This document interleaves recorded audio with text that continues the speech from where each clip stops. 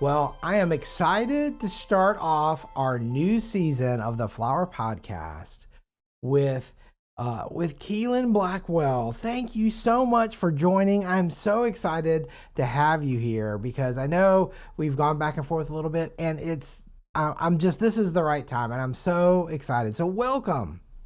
Thank you. Appreciate it. Yeah, I know we had a pandemic kind of get in the way there, but yeah, I'm happy that we finally reconnected. Thanks for reaching back out. Yeah, looking forward to chop it up with you, Scott. Yeah, absolutely. And I think you're right. That little thing, that little hiccup in history that happened. So so anyway, so Keelan, I always like to start at the beginning where people kind of found their way into flowers. And I'm just wondering, have you and your family always been flower people, or is this a No, relatively new thing? this is a very new thing. Yeah, so I mean, even like growing up, I mean, my connection with flowers growing up was, my dad would get my mom like, roses for Valentine's Day, and I'll get my mom, like some flowers from Jewel Osco or something for Mother's Day. And then, I would there, I grew up in Madison, Wisconsin. So, there was like this place called Cherokee Marsh, which is like this nice little like nature preserve. And, I would say like, a lot of the native flowers out there. But yeah, I definitely was not someone who was very passionate about flowers. I didn't care about flowers. Didn't think about it. Like it wasn't part of my world at all. And that's really interesting. So, did people in your family, were they involved in anything to do with that? I mean, I'm just kind of curious because it's kind of unusual for someone to have no interest, no background, and then here you are. So, I'm just curious. Was there anything in the past? Yeah, so yeah, no one in my family is interested in flowers actually. My dad is interested in people. So, he was like a community Ah, organizer, in his free time. So, he worked at an insurance company, then he would do community organizing on the north side of Madison. So, like he really was the one kind of sowed the seed of, being interested in like community empowerment and helping people. But yeah, in terms of flowers, no, like, yeah, nobody, my mom was interested, no one in my extended family was interested in flowers. I mean, it's kind of funny because like now that I'm in flowers, it's like a world that, when I think about like my previous life, I'm like, man, like this is like a little rabbit hole that I wouldn't even knew existed, right? I mean, just like looking at like how deep it is and how passionate people are about flowers and just like the litany of varieties that are available. I mean, it's overwhelming, yeah. Um, but Uh, it definitely adds a lot of color to my life. It adds a lot of color to our community. So yeah, but yeah, there was no one in my family who like I have no stories of some of my family like, hey, what do you think about flowers? Or hey, the tulip is? Yeah, did not care. Okay. Well, I'm glad we got that out of the way because what you do is so impactful. I'd really like to go back and kind of, if you don't mind sharing some of your history of kind of what brought you to where you are today. So then we can kind of share all of the different facets of what you do. Oh yeah, totally. So, like I said, I grew up in Madison. When I was in high school, I started my first community service organization called Others First. And, from that time I was like very passionate about, how to get people involved in community, how to make communities better. I went to college at the University of Wisconsin Madison, got a history degree, did my honors project specifically around the history of community organizing as it intersects with big business. Once again, like just very passionate about, how can communities, sort of be empowered within this capitalist system that we operate within. Then from there, I went to the Peace Corps. So I did 2 years in Thailand. Oh my goodness. Oh, sorry, second. Yeah, oh my goodness, that's incredible. I know there was a time when I actually entertained the idea of doing that. Didn't work out, but amazing. Thailand, oh my gosh. You missed quite the experience, Scott. Let me tell you. No doubt. We probably wouldn't be talking here today, like if you actually did do the Peace Corps. You're probably right. You are probably right. But yeah, like when I was at Peace Corps, that was like definitely the first time I got introduced to a more agrarian lifestyle. So I was like placed in rural Thailand, northern Thailand, just outside Chiang Mai. And I was out there rice farming, and they were growing beans and corn and all this other stuff. So, for someone who kind of grew up in the city, their entire life, that was quite the shock to the system. But, I think like the thing that really kind of shaped me from my Peace Corps experience was just like having that connection to the land and to the earth and just seeing the value in that. I mean, I definitely has never eaten better than when I was in Thailand. I mean, the food there was delicious. They would, have like fruit on the trees and just be able to pluck it. That was my breakfast. So just like that kind of lifestyle, really, I adapted that to that. So when I came back stateside, I was doing community organizing work in suburban Milwaukee, and trying to transition back to like an American lifestyle. But I still wanted to kind of hold on to some of those lessons and experiences I had in Thailand. So I began to like look more into like sustainability, and that led me into the biodiesel industry, where I was like collecting used cooking oil from restaurants, and we would like take that to the refinery and turn that into biodiesel. And I was like going to ministry school in Chicago, so that's what brought me from Wisconsin to Chicago. Is like I got accepted to a ministry school, and I started my schooling there, while I was still working in the biodiesel industry. So I'm kind of having this passion for both like sustainability, but specifically sustainability as a business, and then community organizing, community empowerment. And I was like really looking for a way to really merge the two, because up to that point I never really looked at sustainability outside of anything but like from a policy lens. So the idea that like, oh wait, I could work with Mother Nature and she can provide for my economic needs and the economic needs of other people is a pretty exciting ideal for me.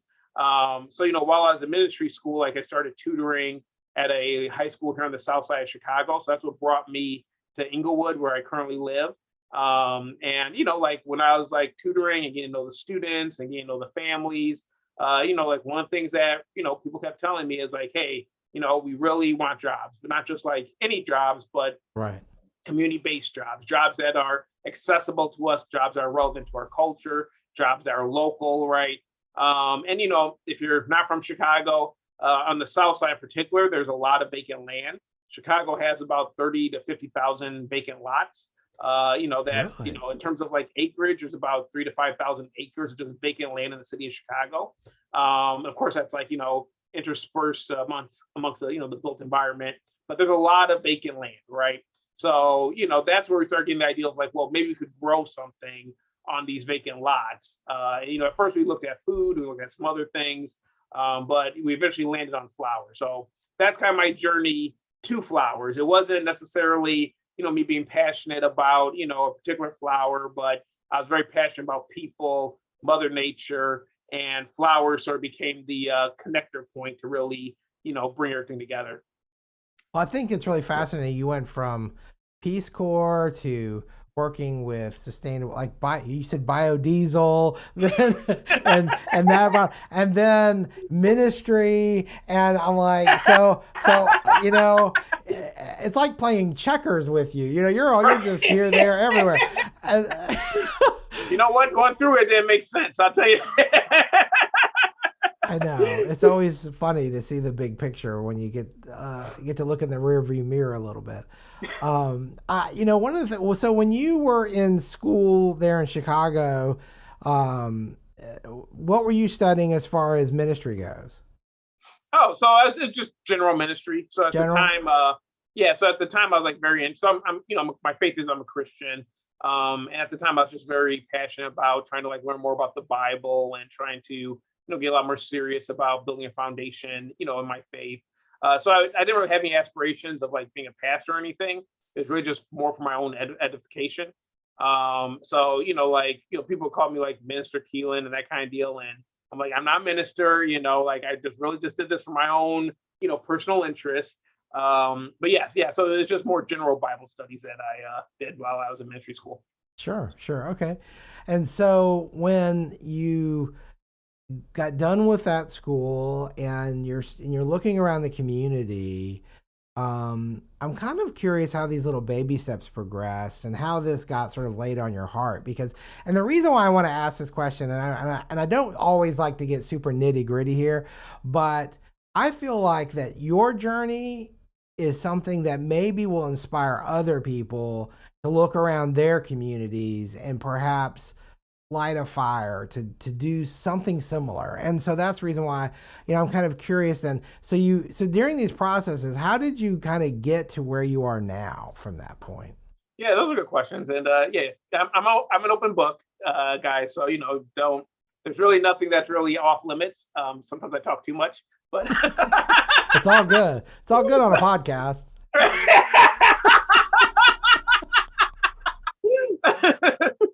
But yeah, that's a really good question. So yeah, so like when I was in Chicago, so I didn't know anyone here. I didn't have any family, didn't have any friends. And really, like when I came to Chicago, it was really a big step of faith for me.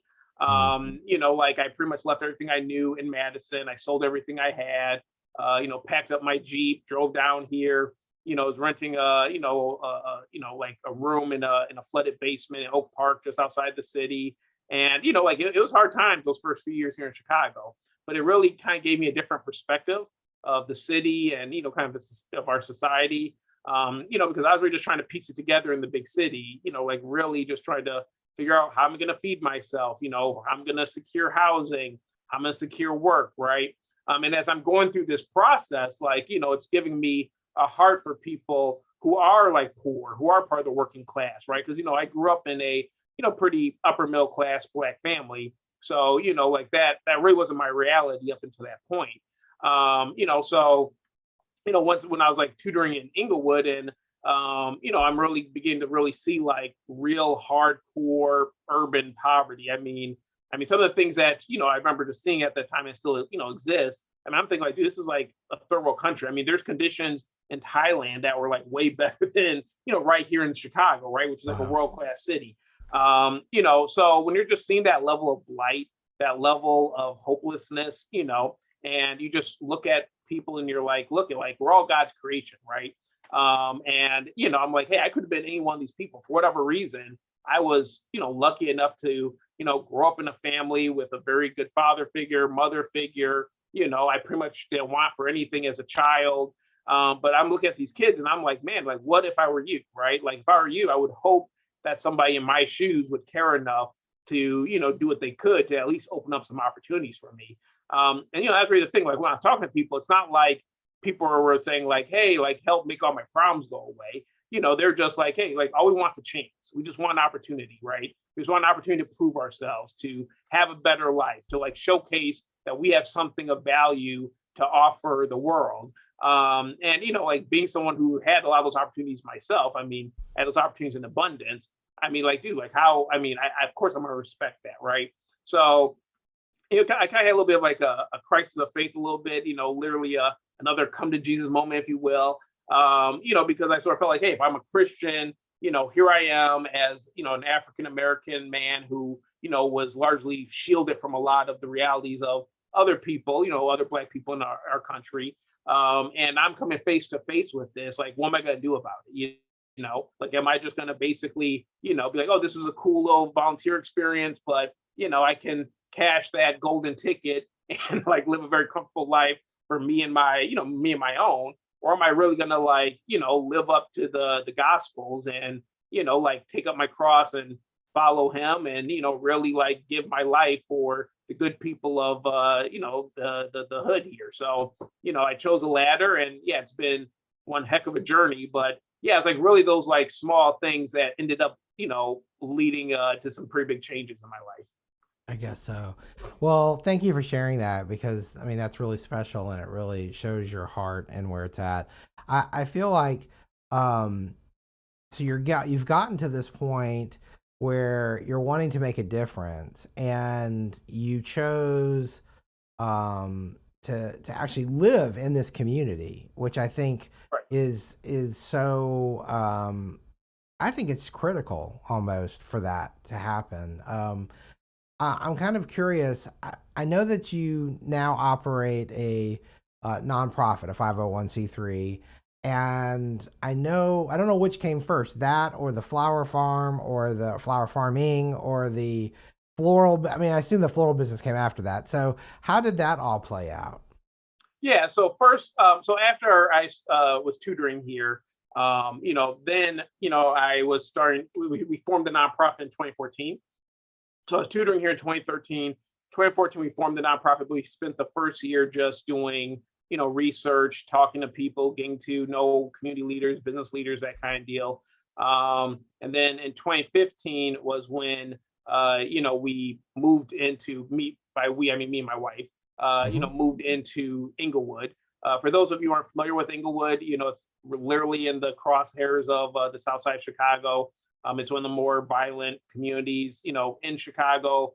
High crime, high blight, high poverty. Pretty much like a lot of the stereotypical things that people think of, like when you see these crime shows, like we're dealing with that every day, right? So, yeah, to like your point, there's a lot of people who thought it was like nuts to to move here, and I really credit my wife too, because she didn't have to join me, on this journey. So I met her shortly after I started the organization. Her name's Hannah, and Hmm. she, is originally from Kansas, and she was, doing a lot of ministry work on the west side of Chicago. So that's what really brought us together. We both had like a common passion for the hood and for helping, Black people in the city.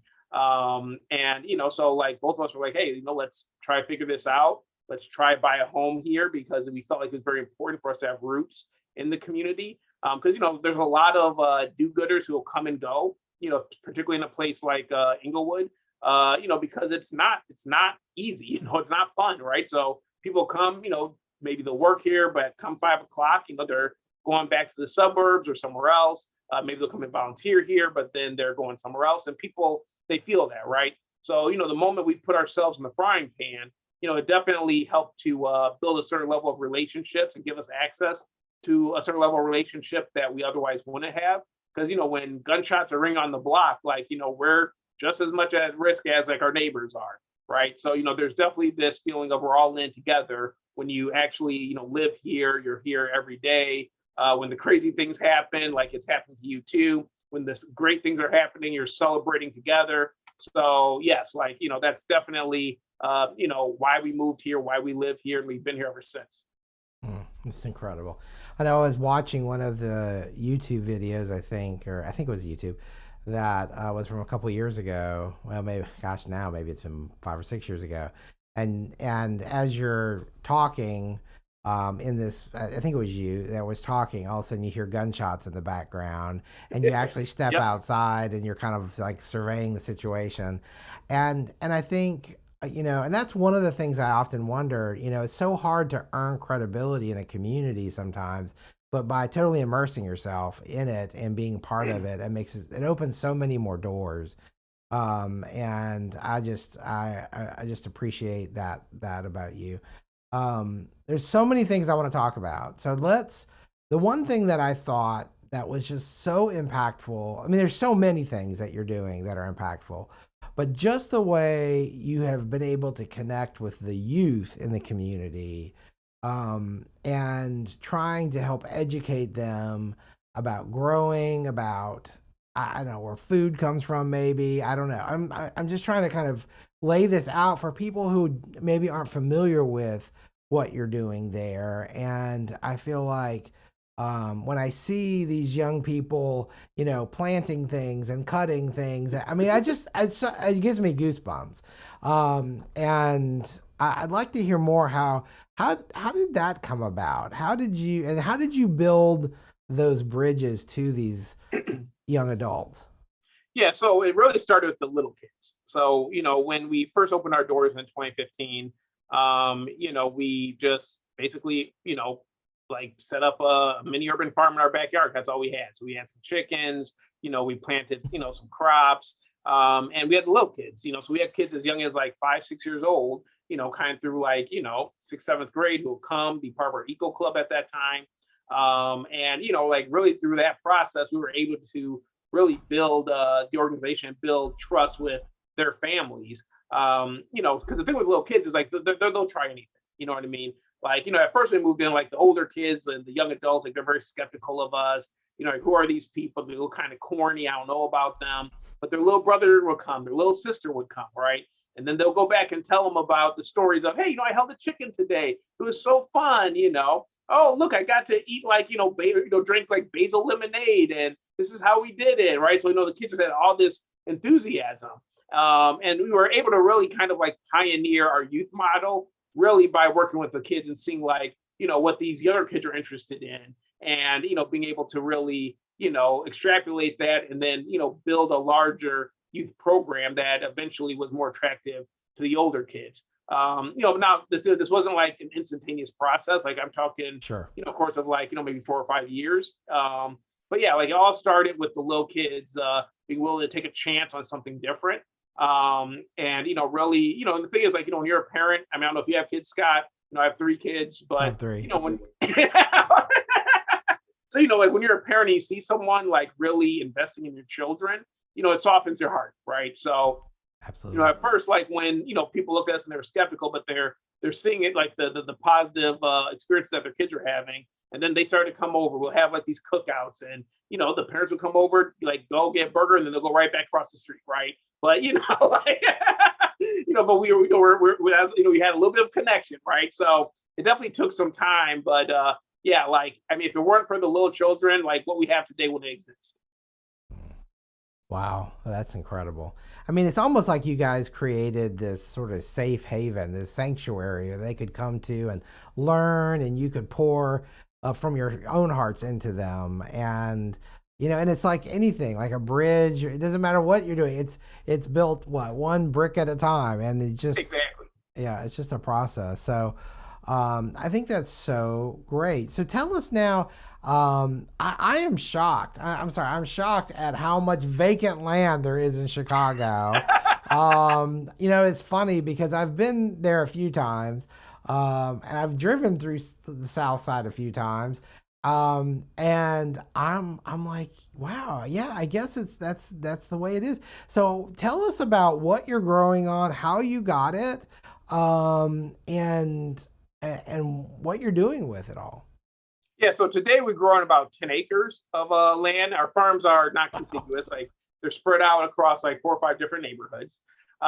So in terms of how we got it, you seem to be interested in the genesis story. So I'll I'll tell like what was like the beginning. So like when we first were trying to get going, like we built a partnership with a local school, and we just like pitch them on the idea of like, hey, could we do some sort of like urban garden with like some of the some of the students here, and they're like, sure. There's like this one single vacant lot that's across the street, and they helped us to like approach the local alderman and get access to like grow on that lot, from the alderman's office. So that's how we got our very first lot, right? And something too that I like to say, like in retrospect, when you're in a place of like high need, those are the best places for like innovation. You know what I mean? Because like I like to tell people, like, if I stayed in Madison, or if I was like in the suburbs or on the north side of Chicago or downtown, something like Eagle House or Southside blooms when they exist. But because like I was in a place that, frankly, was just like so desperate for like anything, like they're willing to take a flyer on somebody who had no credibility, no reputation, but they're like, hey, you know what? No one else cares. You seem to care, so we'll like take a chance with you. We'll roll the dice, right? So once we got that first like single lot, we were just growing vegetables and some fruits. We planted like some strawberries. We're growing like, basil and lettuce and, mustard greens and that kind of deal.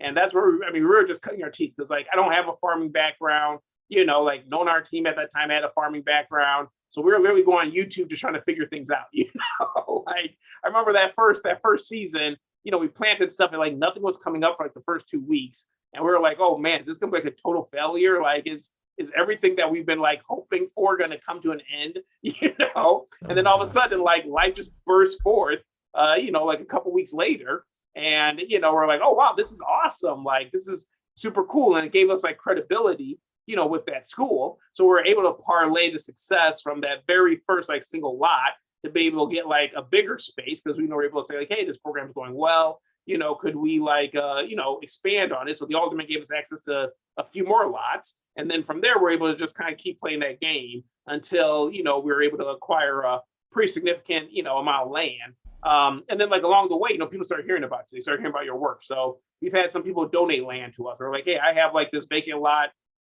in Pilsen or in Woodlawn and other communities. They just want to donate to you because they're like, hey, I'm not doing anything with it. You're doing some good work. Here you go. So today, like the land that we farm on is a combination of land that the city's given us access to, the county, Cook County's given us access to, or lots that, we own because people donated to us. So, but all started in the very beginning with, really just, taking that, like going to the school and trying to pitch them on a crazy idea.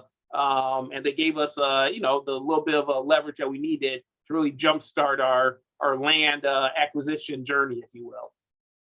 So now, were you able to approach some of the students or involve the students in that first space? I mean, Yes. how did that work?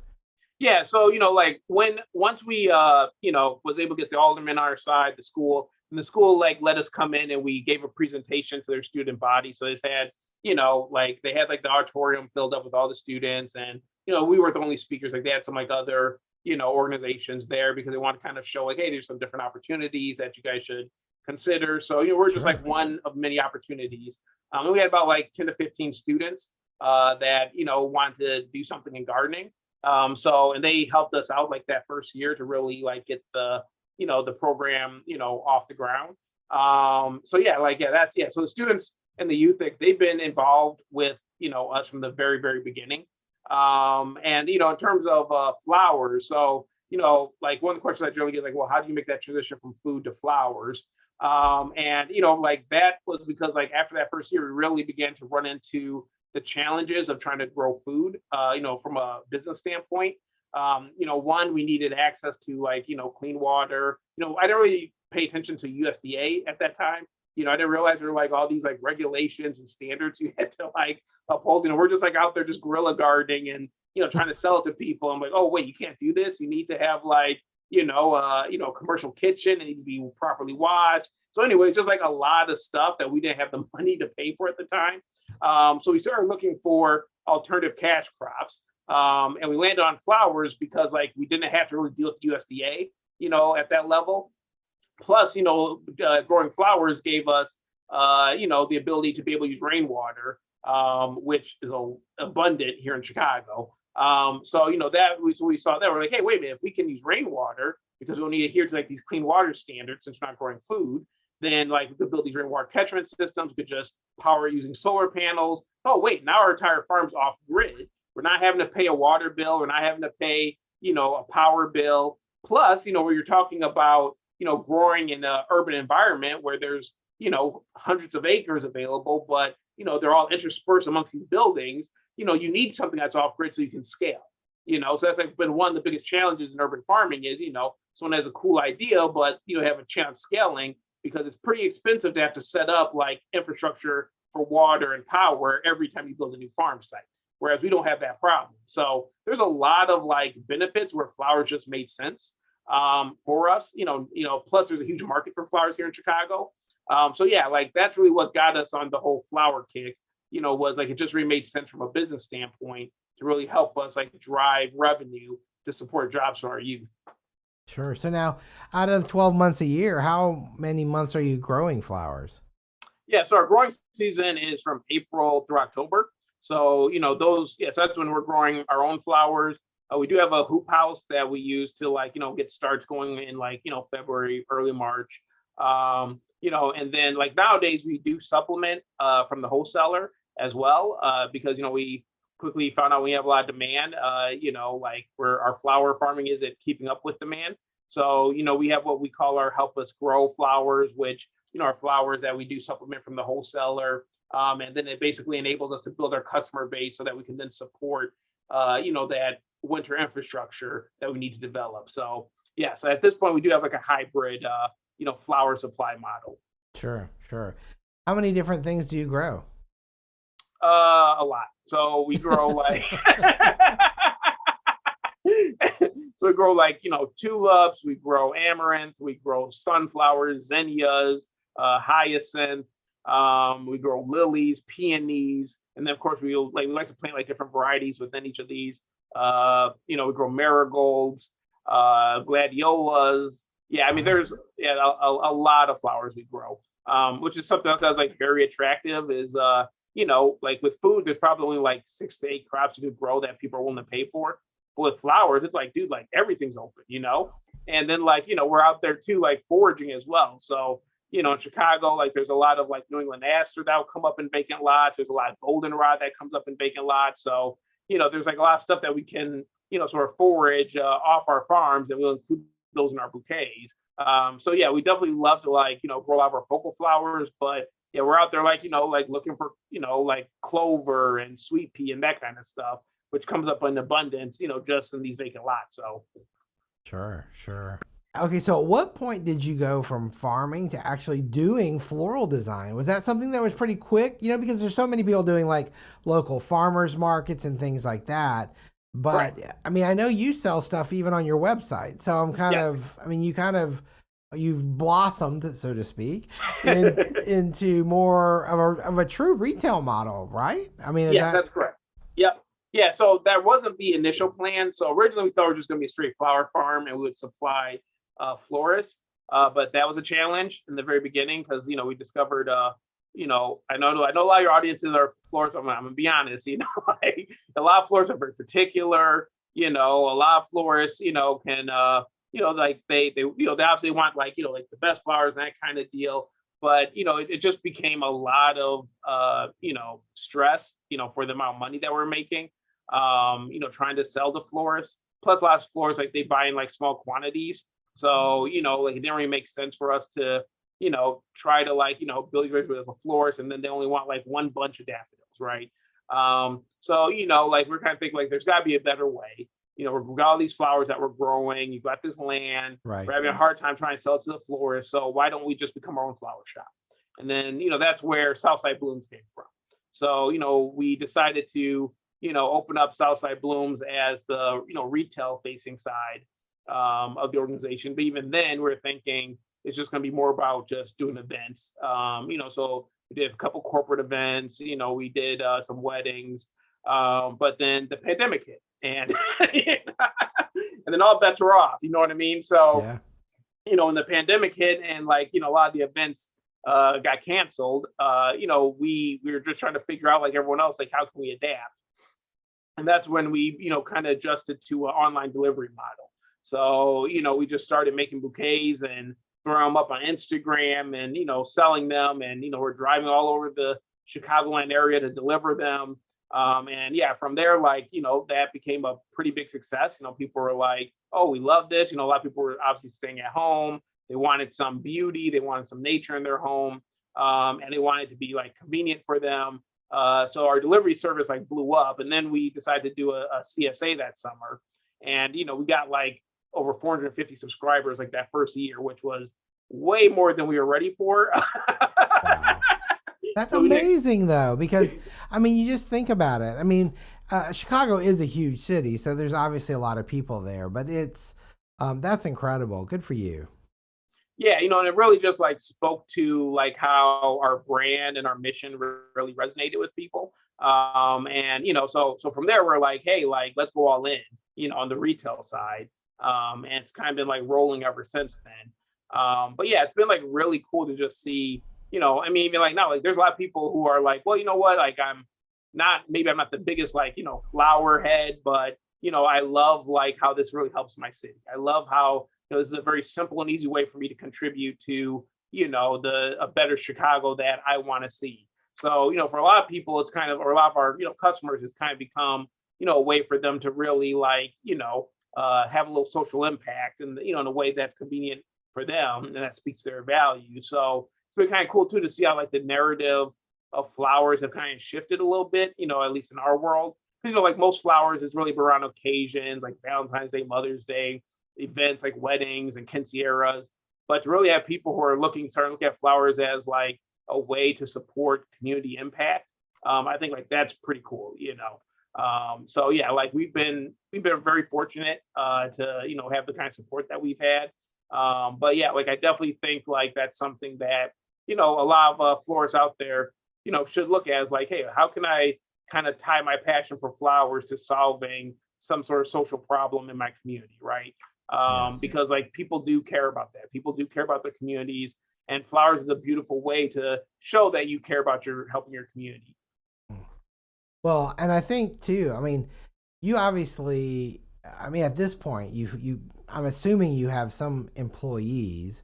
Yeah. Are they all like student age, young adults, or are they combinations of people? I mean, how does that work? Because I mean, that's one of the things I think is so incredible is you're now creating jobs on top Right. of Yeah. flowers for, which brighten people's day, and you're teaching, environmentally sound practices and heart, rainwater. I mean, it's like, I don't know, you check every box almost. So, it's really cool. So so as far as, uh, who you have on staff or who's working for you, how are you reaching out and employing other people too?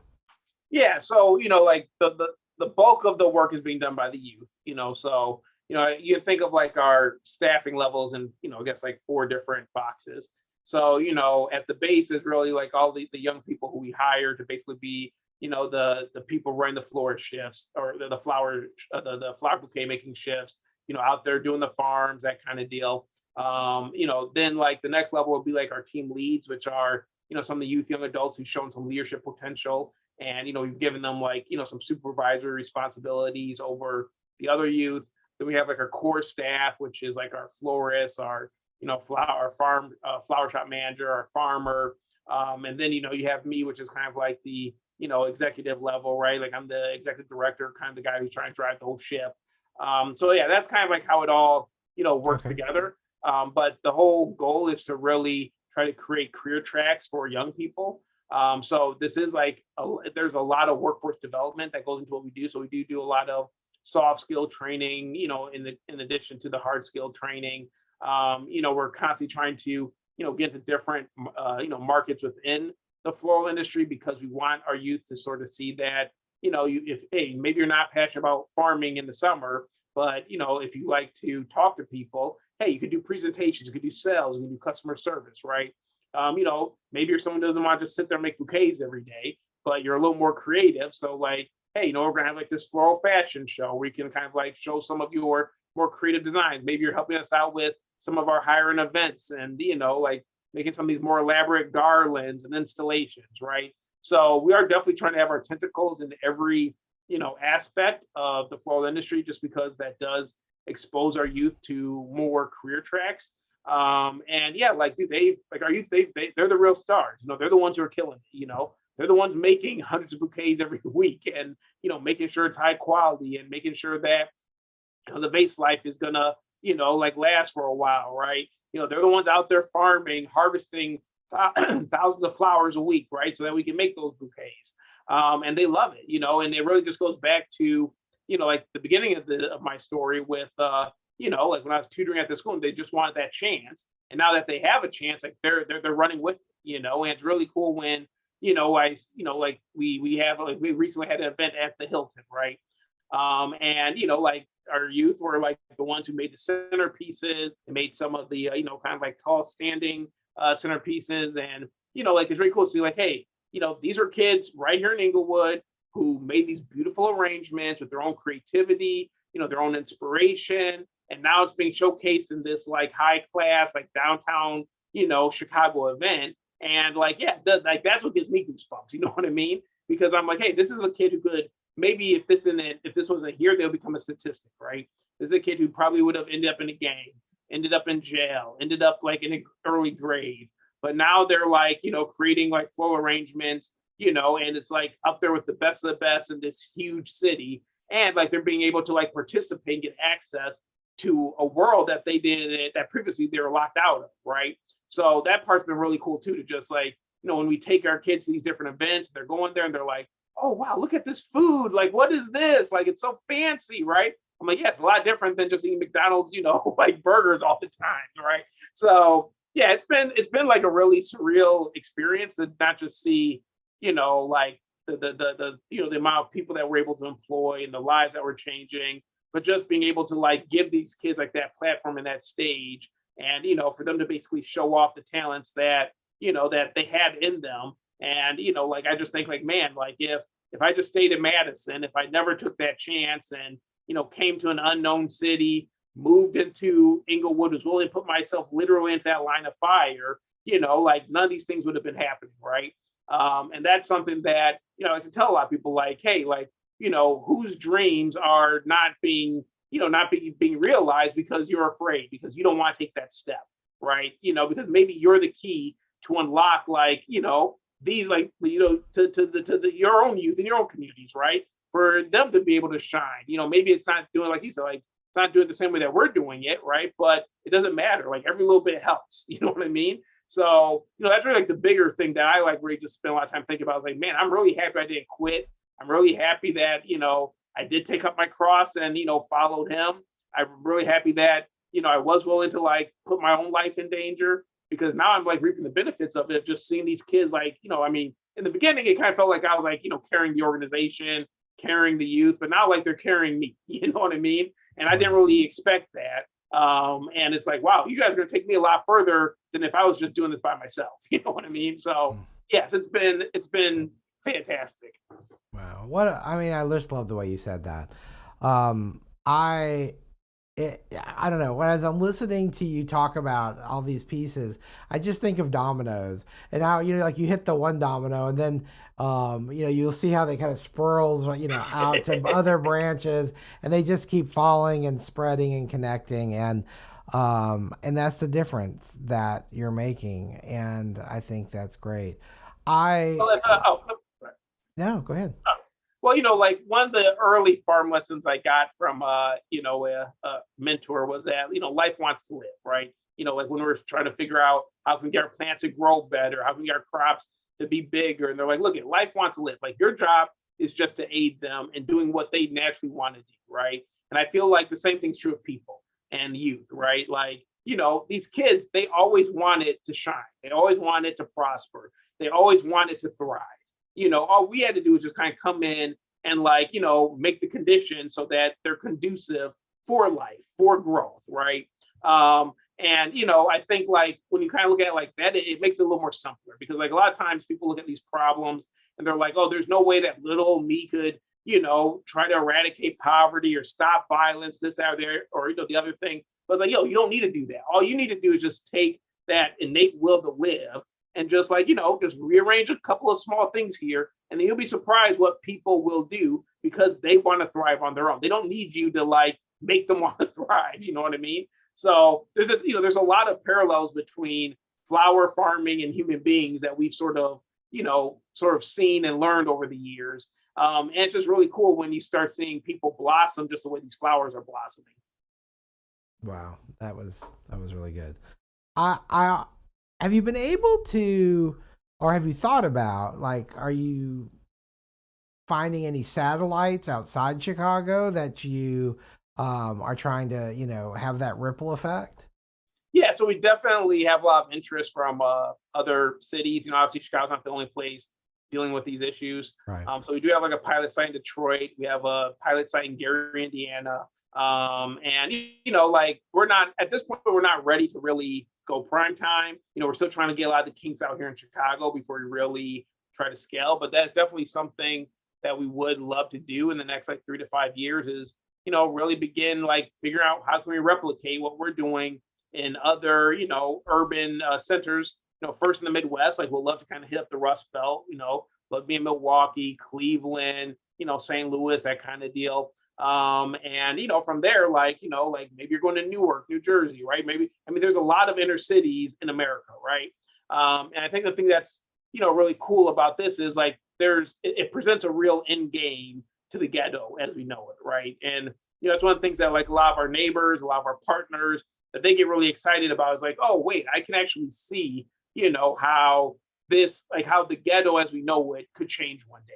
I'm looking at the economics of floral industry. It's a $35 billion a year industry, but 80% of those flowers that are sold here are being grown overseas. Oh wait, we got, like, literally thousands of acres of vacant land in American cities. With, like, poverty and crime and drugs. And yeah, what if the floral industry became the new bedrock industry of the hood? Yes, that would change a lot of things pretty quickly, right? So that's a part that gets me excited. That's a part that gets a lot of our partners excited. Is, like, it feels like we're working towards a goal, right? And then, like, if we achieve that goal, then maybe one day, 10, 15, 20 years from now, we're reading about, things like Chirac and, like 700, 800 murders a year in Chicago in the history books. And we're like, man, could you imagine, like, there was a time in America where we were okay with this many people being killed every year? Like, I'm glad that era and that chapter of American history is over with, right? The same way we Right. kind of look at Jim Crow, the same way we kind of look at slavery. Like, that's what I want people to look at the ghetto as one day. Like, that was just a very dark chapter in American history, but we were able to like find something better. And now, thankfully, we don't have to like live like that anymore. Amen. I love that. I look forward to that totally. I am curious, as you have started to continue to impact these communities.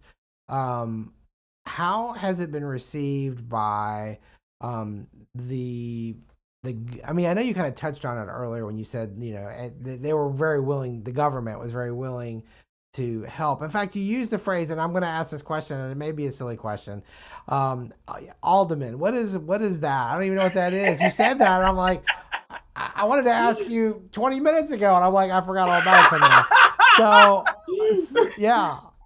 Yeah, an alderman's like just a local councilman. There's a committee. Oh. Yeah, so it's represent like a small like ward within the city, at the community level.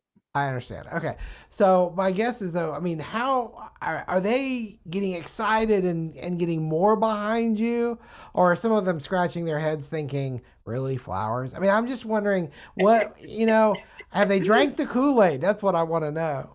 So it's a combination. I mean, politics in Chicago are notoriously complicated. That's putting it gently. Yeah. Yeah. But I'll say we have enough support where something like this. There's people who like are definitely like huge advocates, and they're like, hey, we want more of this. How can we help you?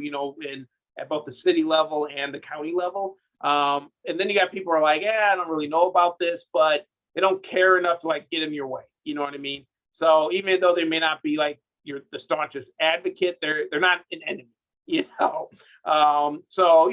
I think like a big part of it is like, once again, when you're in a place that is just in like really, really dire straits, I mean, like, they got bigger fish to fry. You know what I mean? Like, you're gonna pick on this small nonprofit that's growing flowers, when you got like gangs running rampant, you got unemployment running rampant, your tax base is devastated because like, people are moving out in mass. Like, we're the least of their problems. You know what I mean? So, you got some people in government who sort of see us as like a promising solution. Other people who think it's a little quirky, but it's not, it doesn't really register on their radar to like, actually like, do something about it. Well, I'm glad to hear that. I know from just some of what I've watched, just trying to learn more about what you do preparing for today. What I love is you are more than just, I don't know. I feel like you really try to be a father figure. You really try to be somebody who cares, and that doesn't mean like, I don't know. It was really interesting watching you kind of interact with some of the younger students or youth that I don't know. It was just kind of interesting the way that you teach, but you don't. While you're teaching, you're not just teaching a how-to. You're teaching how to live. Yeah. You're the first person to ask me this, Scott. So we're broaching the new territory here. But you know what? I'm an open book. So, but yeah, I mean that's a very astute point. I'm we live in a community where there's a lot of like fatherless households, right? Like, there's a lot of single mother-led households. And particularly for like, the girls too, but particularly for the boys, like, that's one of the saddest things is like when, like I'm talking to like one of our, teenagers, and they'll tell me straight up, like, I don't know how to be a man, right? Like, I don't have any examples to follow. And, like that really breaks my heart. And it really, makes me very grateful for my own father, but it also makes me think about, all the male mentors I had in my life, whether it was a coach or a teacher, right? And those are little things that people don't really think about when they think about the hood, because when everyone is like fleeing, because like the hood obviously has like this big stigma against it. It's almost kind of been seen as like this no-fly zone for a lot of people. It's more than just like like businesses that don't want to be there, right? Like you have like a lot of like, like there's not a lot of after school programs, compared to other places, which means there's not a lot of coaches, there's not a lot of male teachers, right? There's just not a lot of those figures in our community, particularly for young people. So when you kind of stop and think about the issues that young people are having, I mean, you were a young man, you were a teenager at one point. I mean, it's like when, the hormones are raging and you got like all these emotions and all this testosterone, and you don't really have a constructive like outlet, you know what I mean, to really like channel it, or you don't have like someone there to give you some structure and some guidance. I mean, yeah, like no wonder when someone has like a beef with like their girlfriend, their instinct is like, go pick up guns and go do a drive-by shooting, right? Because like they're 16, 17 years old, their testosterone's like kicking, and they don't have someone there to be like, hey, well, you know what, there's actually a more constructive way you can handle this situation. Let's sit down and think this through. So if you don't have that in your life, yeah, it's going to lead to chaos. So I'm very, very cognizant of trying to be a father figure to as many of our youth as possible. And it is really, and I guess like that's like the maybe the minister in me and the ministry piece is really trying to like show people like, hey, like this is more than just a job, right? This is more than just trying to do a skill transfer. Like this is really about trying to demonstrate, a way of life that's superior to just like running in the streets. You know what I mean? And like, anyone who's been a father or father figure, like, you're going to get people who they're going to want to sometimes challenge your authority. They're going to want to like, cuss you out from time to time. I mean, like we like to think about the, the more glorifying things of being a dad, like, oh, hey, going to the game with your son and that kind of deal. But when you're a father, I mean, as you know, like you're signing up to take a lot of gut punches, and some of these kids got some, got quite the, upper hook, So yeah, like that is something that's like very important to me. It's something that's like near and dear to my heart.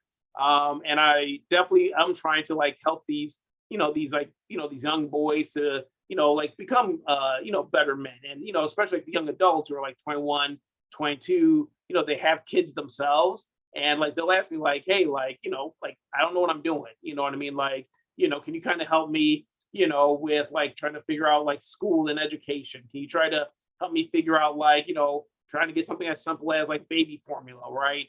So there's like a lot of little things that we kind of take for granted, that most people had someone else teach them that no one taught these kids, right? And then on the girls' side, like just trying to show like, hey, a different example of like, what a good man can be. You know what I mean? It's not what you just see on TV. It's not the gangbanger, the rapper, all that stuff, right? So yeah, like that is definitely like a very critical piece of our work. And you know what? Like I basically just kind of like made a decision a while ago, like this is just who I'm gonna be. Like I'm just gonna have to kind of be like this community father figure in the neighborhood, because like there are just like not enough fathers in our community. Well, I know, just listening to some of the things too with your wife Hannah, correct? Yep, Hannah. Yep. And I mean, you guys just are an amazing team, and I just am so grateful. I wanted to ask. I always end our episodes with a advice question, and I can't think anybody that's more worthy of asking this question because of your perspective. But for people listening, for people that have a burden, there's so many people in our industry that have a heart for impacting their communities through their businesses, through their flower businesses specifically, whether it's farming or floral design or whatever. And I'm just kind of curious, with everything you've learned over the past, gosh, what has it been? However many years. It's been, I don't do math this late in the day. So, over this many years, I'm just curious what you would share with them. Yeah. So, yeah, if I was like advising someone on, hey, basically how can you make a difference, whether you're in flowers or something else, I think like the first thing is really just like, counting the costs and really being honest with yourself of, hey, like, how far am I willing to go? Like, cause that's really where it starts. I mean, that's where it started with me. Like for me, like, I remember like in October of 2009, I was like, living with my parents, after I got the Peace Corps. And, I just sort of felt, dead on the inside. I mean, yeah, everything was looking nice on the outside, but, I just felt like I lacked purpose, and I felt like my life wasn't really, meaning anything. And I just told God at that time, like, look, like I'm willing to do anything, just, put me on the front lines of whatever you're doing in this earth, just so that, I can have like purpose in my life. Right. And like they say, be careful what you ask for, because like it definitely turned into a tornado of activity. But like I've just seen like a lot of people, who get inspired, but they don't take the time to actually think through, like, okay, what am I really willing to give? You know what I mean? And it's okay, because maybe for some people, like in my case, I guess I was willing to basically give my whole life, right? And like for a lot of people, like that's a choke point. If you're like, okay, I want to have impact, but that means I have to sell my flower shop. I have to move like halfway across the country, or maybe even across the world. I have to like integrate in a community that I don't know. Like for a lot of people are like, I can't do that, too much, right? But maybe for some people, it's something as simple like starting at your local high school, right? Maybe going to the local nursing home. Like there's always someone within your vicinity who's in need and who needs help, right?